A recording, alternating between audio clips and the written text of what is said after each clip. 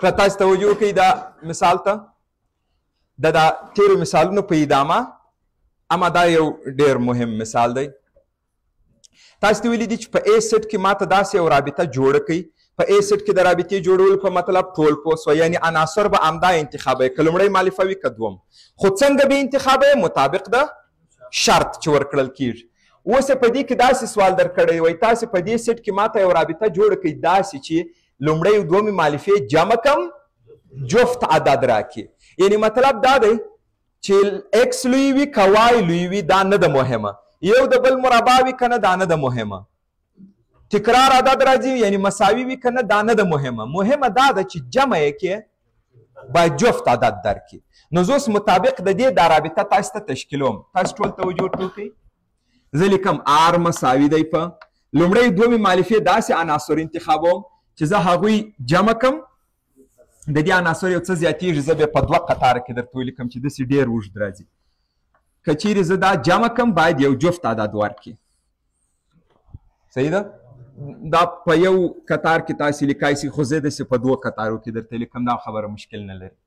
ښه، ایکس ته د لومړي څه شروع کوم. دا خبره مې په څو سوالو کې تاسو ته تکرار کړې ده چې ټول امکانات مهمه مسله ده. یعنې که چیرې د شرط مطابق په یو سیټ کې رابطه داسې جوړیږي چې 10 عنصره باید ولري او تا 9 جوړ کړ، مطلب ستا ټول کار غلط دی. یعنې دا ډیره مهمه مسله ده چې مطابق د شرط په سیټ کې ته باید ټول امکانات تالی کړي. حتی دا یو سوال دی وایي د عناصرو شمېر یې څو دانې راځي. نو زه په ده خاطر د دا لومړي څخه شروع کوم. وم که چیرې زه ایکس ته یو قیمت په نظر کې ونیسم د هغه سیټ خو دی، او وای ته هم د هغه یو په نظر کې ونیسم، یعنې دا یو مې د هغه څخه شروع کوي، د ټولو سره یې چک کوم. آیا په دې صورت کې دلته لوی کوچنیو د مساوي شرط نشته، یوازې جمع جفت. دا چې جمع کوي جفت راځي، نو دا ما صحیح لیکلی. ګورې دا یو مې د یو سره وکتی، اوس یو د دوه سره جمع تاک راځي، دا نه انتخابوم. یو درې صحیح راځي، یو څلور خو بیا تاک راځي، یو پنځه دا جفت راځي. ګورې د دې دپاره چې زه ټول امکانات صحیح ولیکم او کم دانه راڅه غلط نشي، نو ما دا یو د ټولو سره چک کوي. اوس راځم دوه ته. دوه د یو سره دا خو صحیح نه دی، دوه د خپل ځان سره او دا خو یو مرتبه جوړه ده، دې کې څه مشکل شته؟ دواړه عناصر د هغه ځای دي چې جمع یې کې جفت ورکوي، دا خو ما صحیح لیکلی. دوه د درې سره، یعنې که زه دا داسې ولیکم دوه او درې، دا یې لومړی مالفه، دا یې دوهم چې جمع یې کې تاک عدد ورکوي، او سوال دا دی چې باید جفت راسي، نو دا نه انتخابوم. دوه د څلور سره دا صحیح راځي، دوه او څلور. نور به دلته لاندې ولیکم چې دا ډېر سوه، یو بلابله مو لیکو دوه او څلور، او دوه د پنځه سره تاک راځي، هغه نه جوړوم. ګورې د دوه ټول امکانات مو وسنجول که نه. اوس راځم درې د یو سره. درې د یو سره خو مو لیکلی وو، صحیح ده چې جفت راځي، دا مو نه و لیکلی درې و یو، موږ څه وایو هغه خو تا یو درې لیکلی وو، او په مرتبو جوړو کې یو درې و درې و یو فرق لري. که یې فرق نه درلودی، د مثال په توګه که یې فرق نه درلودی، بیا د دغه لیکل تا دلته اجازت ځکه نه درلوده چې په سیټ کې تکرار څوک نه لیکي، اما اوس خو فرق لري، نو صحیح ده. درې و یو صحیح راغی، درې و دوه صحیح نه راځي، او درې د خپل ځان سره دا هم صحیح سو، دا یې درې و درې. ښه، دا ډېر اوږدېږي، زه یې لاندې درته جوړوم. درې و درې راغی، درې د څلور سره تاک راځي، درې و پنځه دا جفت رالی، صحیح خبره ده. دا ګورې درې ویم ټولو سره وسنجوئ. زه داسې په دقت ځکه کار کوم چې باید کم احتمال چې وجود ولري هغه زما څخه نه وي پاته سوی، باید ما ټول عناصر لیکلي. اوس نو څلور یو تاک رالی، څلور دوه ګورې هغه چې موږ تاسې لیکلی وو دوه و څلور وو، دا څو رالی؟ څلور دوه راغی، دا صحیح دی. او څلور د درې سره نه، څلور د خپل ځان سره، او څلور پنځه تاک راځي، پنځه یو هم راځي، پنځه درېم راځي، پنځه پنځم راځي. دا دی ټول عناصر مو ولیکل، او د دې تعداد د عناصر یې 14 راځي که تاسې وشمېرئ. یو دوه درې څلور پنځه شپږ اووه اته نه لس یولس دولس 14. په دې هم تاسو پوهېږئ چې د رابطې یو دانه عنصر یوه دانه مرتبه جوړوي. دا چې شمېرې داسې نه راځي یو دوه درې و څلور، نه، هر عنصر یې هره مرتبه جوړه یو عنصر دی. ښه، دا 14 درته راغله. سوال خو مو حل کوي، مشکل نه لري. تاسو اوس دقت وکړئ، زه په دغه سوال کې تاسو ته یو نوې خبره پیدا کوم. دا درته ووایم چې چې دا یو څه مهمه مسله ده. تاسو متوجه یاست چې د کم سیټ څخه چې موږ دا رابطه جوړه کړې، یعنې کم عادات چې موږ اجازه درلودله، هغه عادات 1 2 3 4 5 و دغه عادات موږ اجازه درلوده. اوس دا رابطه داسې جوړه سوې ده مطابق د شرط. موږ کم کار په دې کې قصدي نه دی کړی، ما مطابق د شرط دا جوړه کړه. خو په دې رابطه کې یو جالب خاصیت لیدل کیږي چې هغه باید تاسو زده کړئ او ډېر زیات مهم دی، او هغه ته ویل کیږي انعکاسي خاصیت. په دې رابطه کې د انعکاسي خاصیت شتون لري. د انعکاسي خاصیت څه ته وایي؟ تاسو توجه ورته وکړئ. هر عنصر چې تاسو په سیټ کې لرئ، هر عنصر چې تاسو په سیټ کې لرئ، که د هغه عنصر مثال موږ په سیټ کې یو لرو، که تاسو د دې عنصر دغه بڼه په رابطې کې ولرئ، بس دې ته وایي انعکاسي خاصیت. مثال موږ په سیټ کې یو لرو، دا بڼه په رابطې کې لرو. په سیټ کې چې 2 لرو، دغه بڼه په رابطې کې لرو. په سیټ کې چې 3 لرو، دغه بڼه په رابطې کې لرو. اوس نو که چیرې د سیټ د ټولو عناصرو لپاره دغسې شکلونه تاسې ودرلودله، بیا خبره دا ده چې په دې رابطه کې انعکاسي خاصیت موجود دی. زه د اول د ریاضي په ژبه درته ولیکم. د ریاضي په ژبه کې داسې راځي، هر هغه عنصر د دې سمبول معنا زده کړئ. دا هغه سمبول د دې معنا څه شي ده؟ د ټولو لپاره. د دې معنا دا ده د ټولو لپاره. یعنې زه چې دا شرط تاسو ته ذکر کوم، دا باید په ټولو کې وي. که په 10 کې و، په 11 کې نه و، بس بیا دا خبره صحیح نه ده. دا به تاسو داسې ووایاست د ټولو لپاره یا فار آل. دا د ټولو لپاره لوستل کېږي. ګورې اوس زه څه درته وایم، د ټولو اکسونو لپاره چې شامل دي په سیټ کې. یعنی دا شرط چې زه درته ذکر کوم باید دا د سیټ د عناصرو د ټولو لپاره موجود وي. د ټولو هغه اکسونو لپاره چې شامل دي په سیټ کې، دغه بڼه باید په رابطه کې شامل وي. اوس کم خبره ستاسو ذهن ته راله؟ یعنی په سیټ کې چې موږ څومره عناصر لرو، هغه عناصر یو دانه دی، څومره عناصر چې موږ په سیټ کې لرو، د هغوی دغه بڼه باید په رابطه کې ولرو. کومو درلودله نو رابطې ته وایي انعکاسي خاصیت لرونکې رابطه. اوس ګورئ زه په دې سیټ کې یو لرم، یو دلته سته که نه، 2 لرم، 2 سته، 3 لرم، 3 سته، 4 لرو، 4 5 لرو، 5. ټول متوجه سوه دې ته؟ او اوس که دا 1 2 3 4 په دې ټولو کې مې دا درلودی، دا یوه دانه نه وای موجود، بې انعکاسي مې ولې نه ورته ویل؟ ځکه په انعکاسي کې زموږ شرط دا دی چې د ټولو دپاره باید دغه خبره صدق وکړي. که دا 100 عنصر یې د 99 دانو دپاره یې صدق وکړئ، په یوه کې نه و راغلی، بس هغه ته بیا موږ تاسو وایي چې په رابطه کې انعکاسي خاصیت موجود نه دی. تاسو اوس کولی شئ یو رابطه کې انعکاسي خاصیت یو رابطه ووینئ، په هغه کې انعکاسي خاصیت تشخیصوای شئ. هو دا سیټ که درکړی نه وي تشخیصوای شئ؟ زما د سیټ سره کار نشته چې نه یې راکړی هم، ځکه زه چې د دغه رابطې عناصر وینم پوهېږم چې دا خو د یو سیټه راخیستل سوي دي. یعنې ګورې زه یو رابطه همداسې درته جوړه کړم.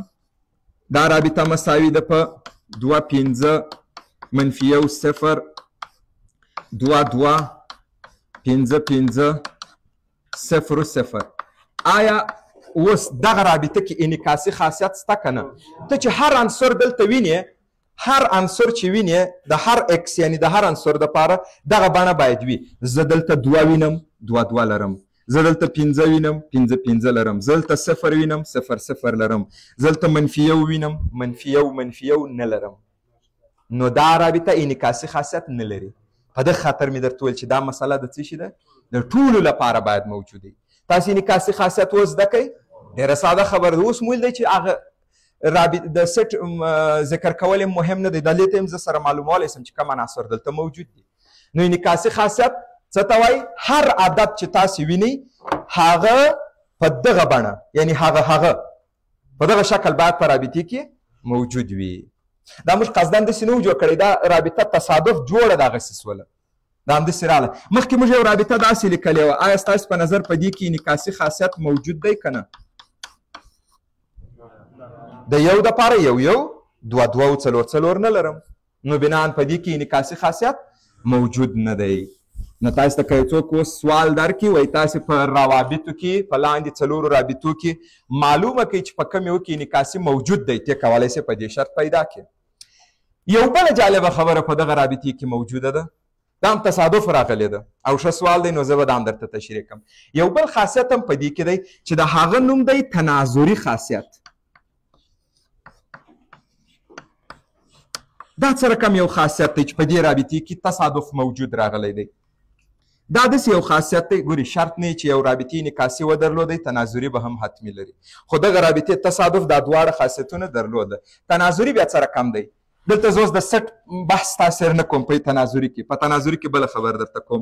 ټول هغه مرتبې جوړې چې په رابطې کې شته، نو زه داسې لیکم د ټولو هغه مرتبو جوړو لپاره چې شامل دي په رابطې کې، دغه بڼه هم باید شامل وي. دغه بڼه یعنی هر عنصر چې په رابطه کې دی د هغه برعکس والا هم باید په رابطه کې وي. کوو بس موږ ورته وایو چې دا تناظري خاصیت لري. د ټولو عناصرو که په رابطه کې 100 عنصر وه د 9 نه وي برعکس وو، د یوه دانه دی نه وو، بیا هم اوس د دې سمبول په مطلب پوه شولې؟ یعنی دا قصه باید د ټولو دپاره وي که نه خاصیت نه دی صحیح. اوس وګورئ په دې کې دا خبره څنګه ده، د یو دا موږ په معکوسه رابطه کې هم زده کړي د رینج ډومین ځایونه بدل کړي. نو که زه دغه ته ایکس وای ووایم د دې وای ایکس باندې څه شي راځي؟ یو. آیا هغه شته؟ موږ یې ولې کومه دی چیرې لیکل شوي؟ موږ په سټ کې تکرار اجازه نه لري، نو دې کې مشکل نه رالی، دا تر دغه ځای صحیح دی. 1 3 د دې آفرین د دې برعکس څه شي راځي؟ 3 1 لرم. 1 5 5 1 لرم. 2 2 د دې برعکس 2 2 راځي، تکرار اجازه نه لرم. که موږ تاسو تکرار اجازه درلودې خو دا به مې لیکلی وای، ځکه هلته خو شرط دا و چې جمع کې جفت راسي، نو تکرار خو موږ نه دی لیکلی. 2 4 د دې برعکس وګورئ 4 2 لرو. د 3 1 برعکس دا دی 1 3 و. د 3 3 د پخپله 3 3 3 5 دا دی 5 3. د 4 2 د 2 4. هر عنصر چې ته دلته انتخاب کې چې ایکس وای که ورته ووایم د هغه وای ایکس بڼه موجوده ده. اوس چې تاسو یو رابطه وویني تناظري خاصیت پکې پیدا کوای شي چې آیا و به یې لري که به یې ونه لري. ګورې دا خاصیتونه شرط نه دی چې په هرې رابطې کې وي، خو که و د هغه یې نومان دي. ټول متوجه سوه دې ته؟ ښه، دا و دا خاصیتونه.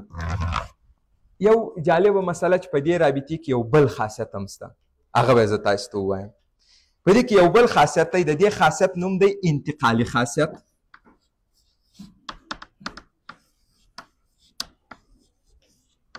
تاسو دې ته توجه وکړئ چې دغه اسانه دی، خو کیدای شي د دوی په رقم یې داسې ژر ذهن کار ورباندې ونه کړي، نو دې ته یو لږ دقت وکړئ. انتقالي خاصیت څه ته وایي؟ که چیرې په یو رابطه کې دغه عنصر وي، دې ته وګورئ، که چیرې په یو رابطه کې دا عنصر وي او دغه عنصر وي،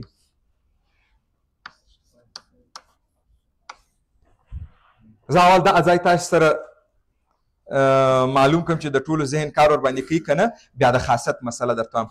که چیرې په یو رابطه کې داسې یو عنصر وي ایکس وای او وای زید، که دا دوه عنصره په یو رابطه کې وه، هغه وخت دوی انتقالي لري. لومړی راسئ د دې مطلب درته ووایم. ایکس وای وای زید څه زموږ مطلب څه دی؟ یعنی یو ایکس وای څخه مطلب هر عنصر کیدای شي، مګر اوس وای زید یو شرط پیدا کوي، وای زید باید داسې عنصر وي چې د ده دوهم په هغه کې اول راغلی وي. دا اسانه مسله وه.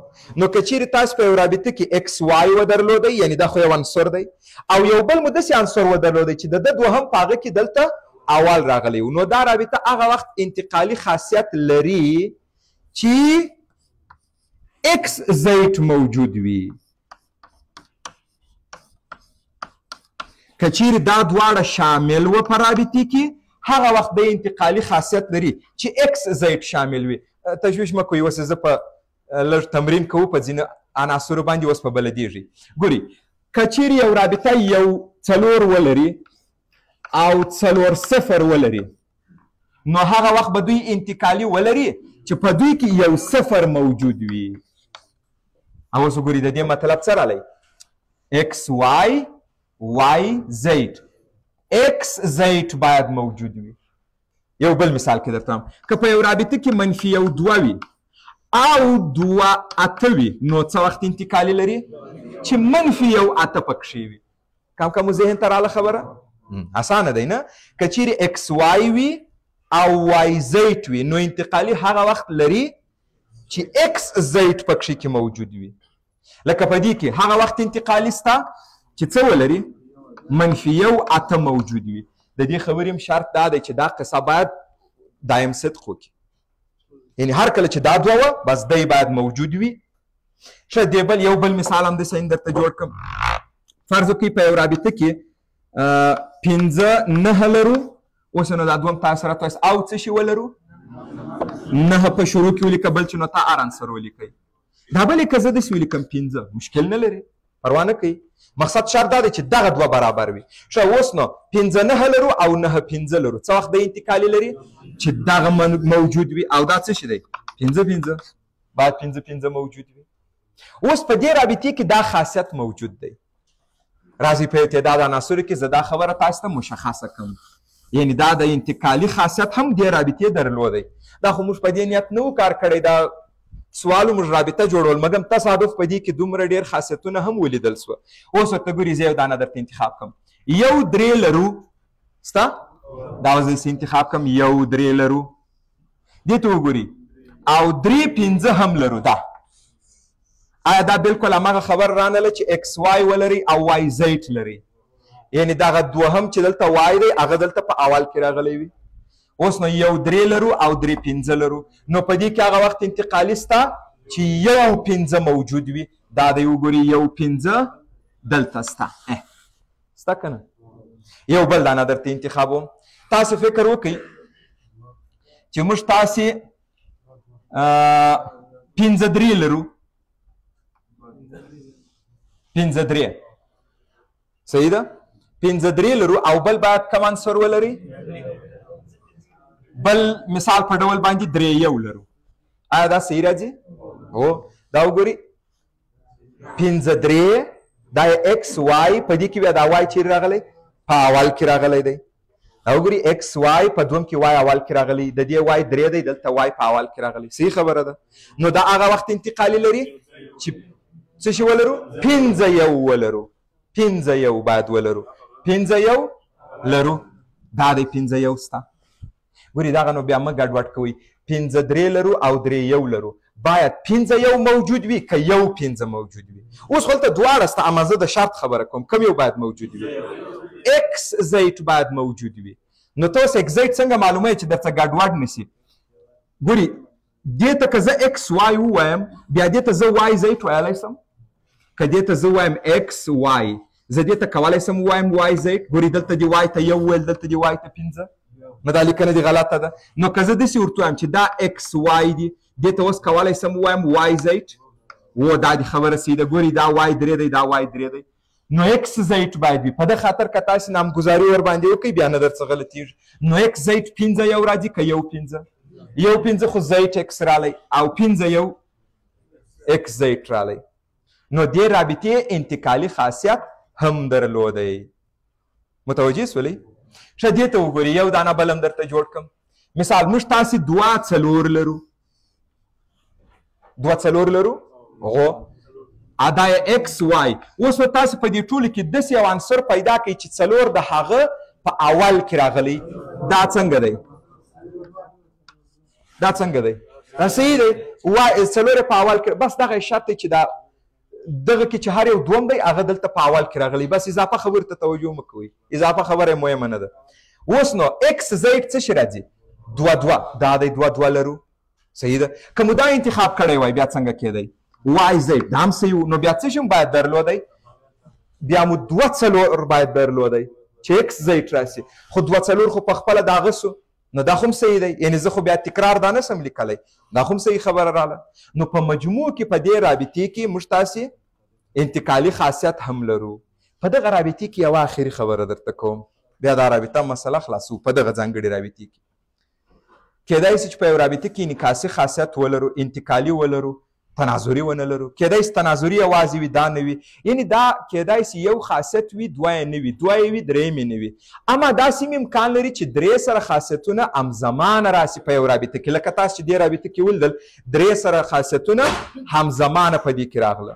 که چیرې په یو رابطه کې 3 سره خاصیتونه همزمانه راله، لکه په دغه کې د داسې رابطې نوم دی معادله رابطه. نو په حقیقت کې په دې سوال کې ما تاسو ته د معادل رابطې مبحث تکمیل کړي.